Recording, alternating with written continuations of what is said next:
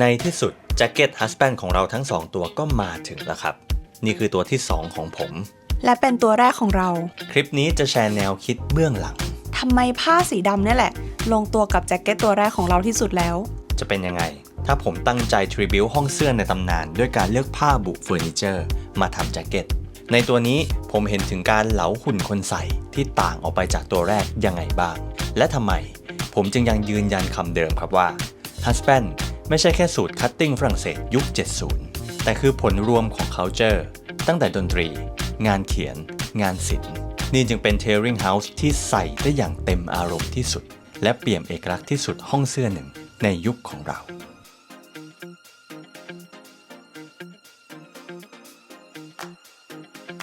คือด้วยความที่ตัวเนี้ยเป็นตัวที่2แล้วของอาร์มใช่เพราะฉะนั้นมันก็น่าจะมีไอเดียอะไรที่มันแบบ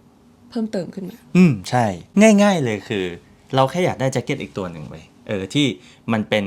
ขั้วตรงข้ามกับตัวแรก Husband ตัวแรกเนี่ยมันคือแจ็คเก็ต Single Breast สีเข้ม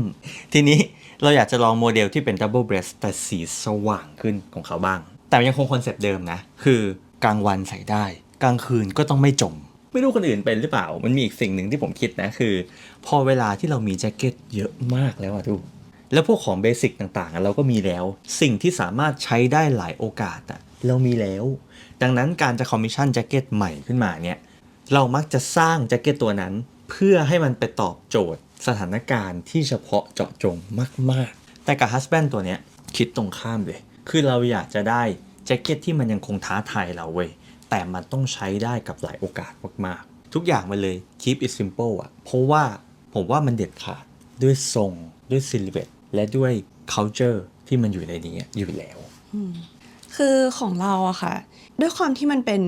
แจ็คเก็ตตัวแรกเพราะฉะนั้นเราก็เลยยังคงมองหาอะไรที่มันเบสิกเนาะ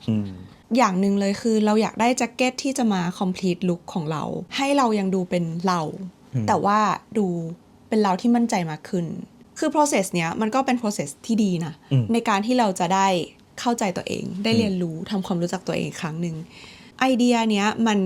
เริ่มมาจากว่าเราก็ลองสังเกตไลฟ์สไตล์ของเรานอกจากไปคุยงานทำงานแล้วอะสิ่งที่เราชอบมากๆคือการออกไปนั่งข้างนอกเพื่อที่จะเหมือนแวดล้อมด้วยผู้คนนั่นแหละแต่ว่าไม่ได้ต้องคุยกับใครอะเป็นคนชอบนั่งมองคนที่ร้านอาหารหรือว่าคาเฟ่ people watching เงี้ยแล้วก็สิ่งที่ชอบก็คือชอบอ่านหรือว่าเขียนอะไรบางอย่างด้วยหลักๆ activity ประมาณนี้ก็จะเป็นแจ็คเก็ตที่จะไปทำสิ่งนี้ด้วยกันเรื่อยๆนี่ก็คือคอนเซ็ปต์คือเรียกได้ว่าเป็นแจ็คเก็ตที่เราอยากจะเบลนด์อินไปกับสภาพแวดล้อมนะถูกไหมเพราะว่างานเรามันคือการสังเกตคนดังนั้นถ้าสมมติเราถูกสังเกตด้วยคนอื่นอีกมันก็กระไรอยู่ดังนั้นก็เลยเป็นแจ็คเก็ตที่ว่าเฮ้ยเบลนด์อินแต่ในความเบลนด์อินนั้นน่ะมันไม่ใช่แบบเบสิกขนาดนั้นไม่ใช่อะไรก็ได้ใช่มันก็เลยนำมาสู่ว่าแล้วเราจะเลือกผ้าอะไรกันคืออย่างผ้าตัวนี้มันชื่อว่า Isle Mill Liso Silver Wool 100% พูดง่ายๆมันคือผ้า Wool 100% เลยนี่แหละแต่แค่ลักษณะการทอเนี่ยผมว่ามันแน่นพอสมควรนะซึ่งไอแซคก็บอกแล้วว่ามันเป็นผ้าที่แบบมันจะวอร์มนิดนึงนะแน่นนิดนึงแต่ว่าไม่ระบายอากาศประมาณนั้น ระบายแล้วกันแต่อาจจะน้อยหน่อยแน่นนิดนึงแต่มันให้อรรถรสที่ไม่เหมือนผ้าอื่นเลยเว้ยมันเป็นผ้า upholster เว้ยมันเขียนไว้เลยเนาะ upholster curtain ใช่ปะคือมันคือผ้าที่เอาไว้ทำบุเฟอร์นิเจอร์ต่างๆอะเรารู้สึกว่ามันเหมือนเป็นการทริบิวห้องเสื้อในประวัติศาสตร์ฝรั่งเศสห้องหนึ่งที่ผมชอบคือเรโนมาต้องบอกก่อนว่าเรโนมาเนี่ยเขายังมีอยู่นะแต่ว่ามันอาจจะเป็น licensing ของทางญี่ปุ่นอะไรแบบเนี้ยแต่ว่าในช่วงยุค 60-70 เนี่ยคือมันยังเป็นเรโนมาที่ยังอยู่ในฝรั่งเศสอยู่ต้องบอกว่าเป็นห้องเสื้อที่มีอิทธิพลต่อ subculture และเด็กวัยรุ่นในยุคนั้นมากพวกมิเน่ drugstore playboy by profession ต่างๆเนี่ยเรโนมานี่คือแบบพวกเขา crazy มากๆใครที่อยากรู้เรื่องนี้นะจริงๆผมเล่าไว้แล้วในคลิป Tribute to the French Tearingนอกจากอิทธิพลทางวัฒนธรรมแล้วก็เรื่องการบุกเบิกซิลูเอตต่างๆพวก narrow shoulder เว้นที่ผ่าสูงเนี่ยคือเรโนมาเขาก็ทำมาก่อนอีกอย่างหนึ่งที่เขาบุกเบิกไม่แพ้กันมันคือการเลือกใช้ผ้า upholster นี่แหละพวกผ้าที่เป็นผ้าบุเฟอร์นิเจอร์ต่างๆ ผ้าลายแปลกๆที่เราคาดไม่ถึงอ่ะเอามาทำแจ็คเก็ตด้วยเว้ยซึ่งอันที่จริงมันไม่ใช่แค่รูโนมาห้องเสื้ออื่นเช่นแบบกิลแบร์เฟรุชอย่างเงี้ยก็เคยทำเนรูสูทที่มาจากผ้าอัพโฮสเตอร์เหมือนกันไอตัวเนี้ยมันเลยโดนใจอ่ะผมเลยรู้สึกว่าเฮ้ยไหนๆเราจะตัดแจ็คเก็ตตัวใหม่แล้วใช่แล้วเราอยากได้แจ็คเก็ตที่มัน versatile ใช่ไหมแต่ในขณะเดียวกันเราก็อยากจะ explore กับผ้าใหม่แล้วก็ tribute heritage ของ French tailoring ด้วยไอ้ผ้าเนี้ยมันเลยตอบโจทย์เลยอ่ะแต่เนี้ยสีดำมาเชียโอเคคือตัวเลือกของผ้าเราอะด้วยความที่เราเป็นผู้หญิงเนาะแล้วเราก็ไม่ได้มีเหมือนกฎเกณฑ์ของความเป็นคลาสสิกเมนส์แวร์มาให้ต้องนึกถึงอะได้ยินมาเหมือนกันว่าสีดำเนี่ยเป็นสีที่หลายคนเลี่ยงผิดผีสำหรับคนคลาสสิกเมนส์แวร์สำหรับแบบชาวคลาสสิกเมนส์แวร์สีนี้อาจจะเราได้ยินมาว่ามันผิดผีแล้วกันถูกต้องแต่เราไม่ได้เป็นชาวคลาสสิกเมนส์แวร์โชคดีคือเราคิดว่าไม่ได้ถือกฎเกณฑ์อะไรอย่างนั้นดีกว่าใช่ประกอบกับว่าแจ็คเก็ตง่ายๆตอนเด็กๆที่ซื้อตัวแรกๆก็เป็นสีดำเพราะฉะนั้นสีดำนี่แหละเซฟโซนของเราอันที่จริงคนทั้งโลกใส่สีดำพูดงี้ดีกว่าก็ถือว่าเราไม่ได้ยึดติดในด้านไหนเลยกับสีนี้แล้วกันนะคะเพราะว่าจริงๆมันง่ายที่สุดมันคือ Duckdale English and Town Classic Black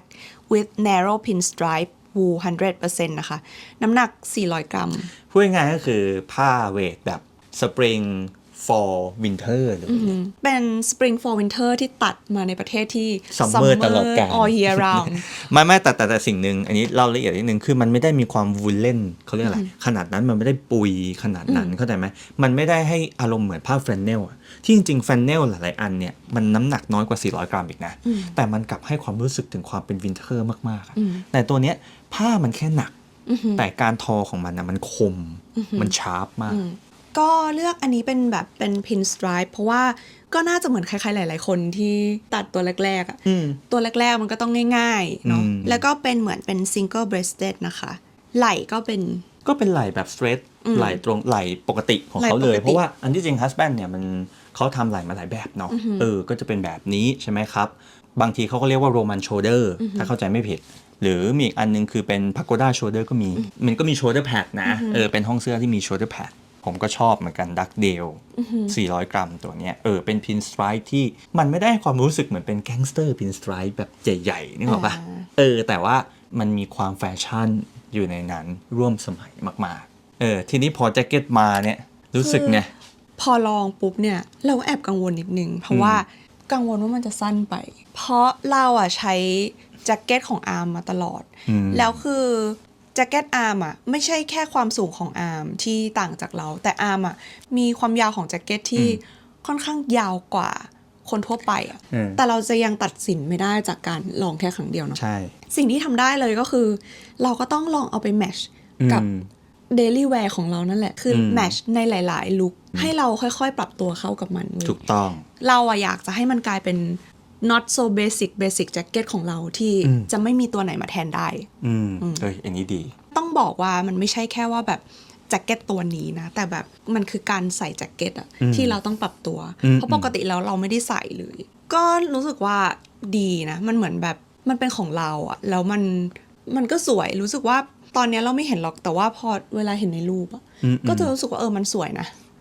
มันสวยproper แล้วก็เมื่อกี้ชอบอย่างหนึ่งคือมันเป็นการทำความคุ้นเคยกับพฤติกรรมใหม่นั่นคือการใส่แจ็คเก็ตไม่ใช่แค่กับวัตถุแต่กับพฤติกรรมเราด้วยแล้วเป็นไงสั้นไหมก็ไม่ได้รู้สึกว่ามันสั้นเกินไปแต่ว่าสามารถยาวได้อีกข้อดีคือแจ็คเก็ตตัวเนี้ยมันทำให้เรามีไอเดียกับแจ็คเก็ตตัวต่อไปใช่แล้วพอมันมาปั๊บใช่ไหมโหเราชอบคือมันเหมือนยกภูเขาออกจากอกนิดนึงตรงที่ว่าเฮ้ยมันก็ไม่ได้เงินขนาดนั้นนี่หว่ามันไม่ใช่ปลาดาบแบบนั้นสิ่งหนึ่งที่ผมรู้สึกดีมากคือผมรู้สึกว่าดีที่แจ็คเก็ตตัวนี้มาในเวลาที่เรามีประสบการณ์และทักษะในเรื่องนี้มากพอเว้ยเพราะถ้ามันมาเป็นตัวแรกๆของเราจริงๆโดยที่ผมไม่เคยใส่แจ็คเก็ตในคัตติ้งอื่นในอีราอื่นในผ้าแบบอื่นในความยาวความสั้นแบบอื่นเลยเนี่ยผมอาจจะไม่เข้าใจมันเพราะมันเป็นแจ็คเก็ตที่ต้องอาศัยความเข้าใจเหมือนกันทั้งเรื่องผ้าและเรื่องทรง ผมเลยรู้สึกว่าเหมือนเราเจอกันถูกเวลาแหละเราแฮปปี้มากๆเรื่องผ้าเนี่ยก็แฮปปี้อยู่แล้วเรื่องสีอย่างที่บอกไปแต่อีกสิ่งหนึ่งนะที่ผมรู้สึกว่าผมเข้าใจ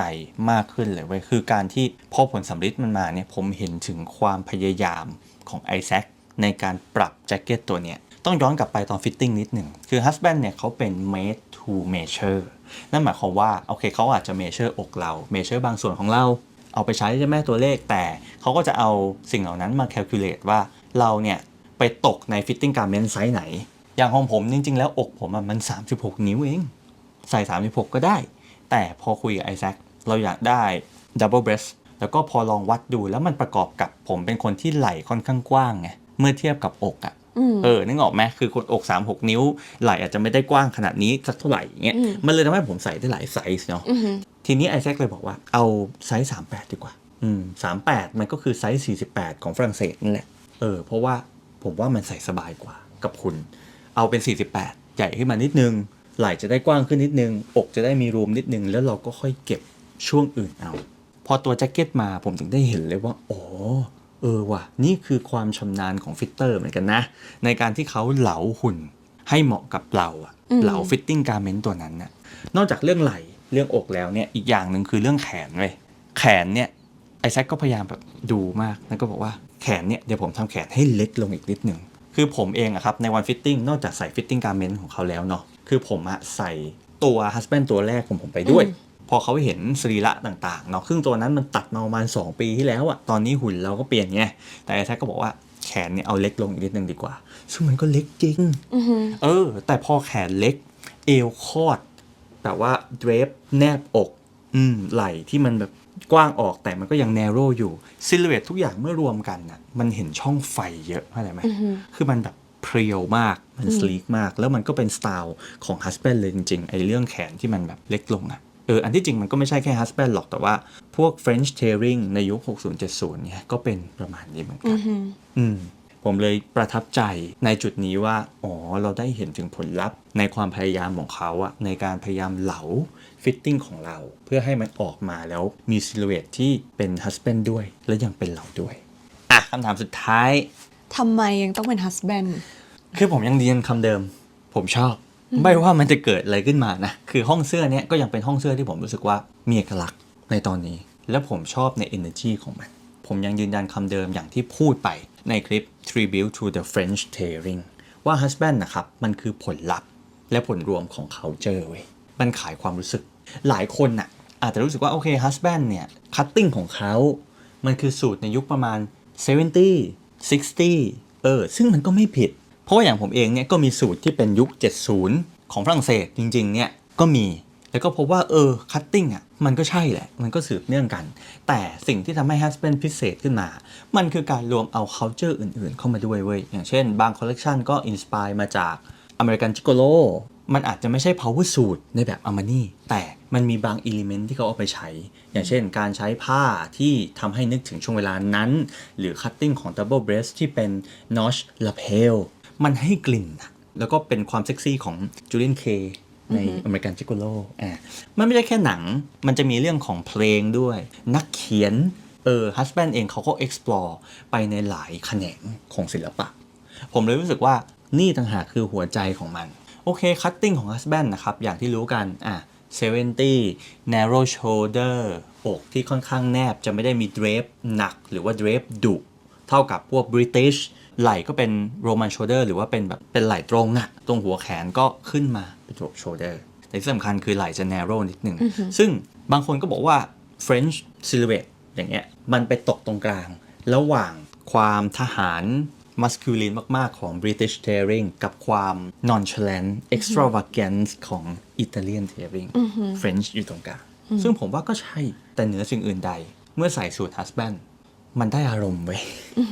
มันคือความรู้สึกของการรวม culture หลายๆอย่างมันเป็นสิ่งที่ให้อารมณ์ไม่เหมือนแจ็คเก็ตอื่นสำหรับผมนะคือสำหรับเราเรามองว่าแจ็คเก็ต Husband เป็นแจ็คเก็ตที่มีส่วนทรงที่ดึงเอาความเซ็กซี่ของคนออกมาได้ดีโดยเฉพาะฟิกเกอร์ของผู้ชาย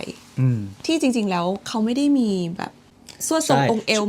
เหมือนผู้หญิงเทียบเท่ากับฟิกเกอร์ผู้หญิงเพศหญิงเนาะ และด้วยจริตของความเป็นฝรั่งเศสที่มันเงียบแต่มันเสียงดังอะมันเลยเป็นซิลูเอตที่เราอาจจะไม่ได้เคยลองมาเยอะแต่เราไม่เห็นในห้องเสื้อไหนเท่าไหร่คือถามว่ามีไหมมีนะแต่ว่าสำหรับเราคือ husband สามารถเกลาสิ่งนี้ได้อย่างกลมกล่อมเพราะว่าลองคิดดูถ้าเราเอา cutting 70s ไปตัดเลยแล้วก็ใช้ในบริบทคอสอเนี่ยมันจะมีความคอสตูมนิดนึงนึกออกปะเพราะมันเป็นยุคที่ล้นมากเลยแต่ husband สามารถทำให้สิ่งนี้มันกลมกลืนขึ้นมาคือมันมีซิลูเอตที่มันไม่ใช่คอมฟอร์ตโซนของหลายๆคนใช่แต่ว่าจริงๆแล้วเราก็แอบดีใจที่แจ็คเก็ตตัวแรกของเราอ่ะเป็น husband คือสำหรับผมอ่ะมันเป็นแจ็คเก็ตที่ง่ายมากเพราะว่ามัน bridge gap ก็ได้ระหว่างแบบสมมุติถ้าเราแบ่งนะมันจะมี classic tailoring เนาะกับ tailoring ที่อยู่ในเชิงแฟชั่นหรือว่าโลกแฟชั่น husband อ่ะเหมือนสามารถ bridge ทั้งสองอย่างได้เป็นแจ็คเก็ตที่มีความโฉบเฉี่ยวแต่ก็ทำมาอย่างมีคุณภาพมากๆนึกออกไหมคือบางครั้งสำหรับบางคนที่ไม่คุ้นกับโลกเทลลิ่งคลาสสิกเลยการที่ไปเทลลิ่งคลาสสิกอ่ะมันก็จะเป็นอีกอย่างหนึ่งคุณจะได้อีกอย่างหนึ่งแต่เนี้ยสำหรับผมมันเหมือนรวมทั้งสองอย่างเข้าด้วยกันเว้ยคุณได้ของดีมีคุณภาพและใส่ง่ายร่วมสมัยเซ็กซี่อย่างที่ปิ่มบอกมันไม่ใช่แจ็คเก็ตที่อยู่ในคอมฟอร์ตโซนของใครหลายคนแต่นั่นคือสิ่งที่ทำให้ผมชอบเหมือนกันตรงที่ว่ามันเป็นแจ็คเก็ตที่ต้องอาศัยความมั่นใจเว้ยอาศัยความมั่นใจและความเข้าใจของคนใส่เข้าใจเนี่ยเข้าใจทั้ง culture ที่รวมอยู่ในแจ็คเก็ตตัวนั้นเข้าใจทั้ง silhouette และการพัฒนาของมันและที่สำคัญคือเข้าใจตัวเองด้วยคุณถึงจะใส่มันได้อย่างมั่นใจแล้วก็รู้สึกสบายในมันจริงๆมันมีอย่างหนึ่งที่เราเขียนเอาไว้ใน Substack แล้วนะคะหลายๆคนไป subscribe ได้แล้วก็ไปอ่านได้ฟรีนะคะแต่ว่าเดี๋ยวจะพูดให้ฟังด้วยละกันคือเรามองว่าสิ่งหนึ่งที่มหัศจรรย์ของเสื้อผ้าเนี่ยหรืออะไรที่เราสวมใส่ได้เนี่ยคือเวลาที่เรามองเห็นมันเนี่ยเราก็อยากจะใส่มันแต่พอเราได้ใส่มันจริงๆแล้วอะเราไม่มีทางรู้ได้เลยว่าเราดูเป็นยังไงนอกจากว่าเราจะส่องกระจกนั่นคือเหตุผลว่าทำไมความรู้สึกถึงสำคัญกว่าสิ่งที่ตาเห็น